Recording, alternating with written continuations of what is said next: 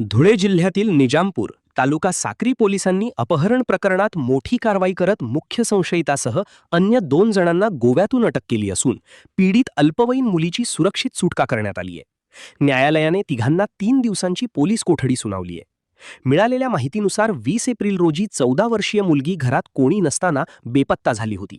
या प्रकरणी निजामपूर पोलीस ठाण्यात अपहरणाचा गुन्हा दाखल करण्यात आला। गुन्ह्याचे गांभीर्य लक्षात घेऊन सहाय्यक पोलीस निरीक्षक मयूर भामरे यांनी तांत्रिक तपासाच्या आधारे शोध मोहीम सुरू केली। तपासादरम्यान संशयित गोव्यात असल्याचे निष्पन्न झाल्यानंतर पोलीस पथक तातडीने गोव्याला रवाना झाले। कलंगुटी पोलीस ठाण्याच्या हद्दीत बागा बीच परिसरात सापळा रचून संशयित राजेंद्र धनगर, सागर मुजगे आणि योगेश रोकडे यांना 23 एप्रिल रोजी ताब्यात घेण्यात आले।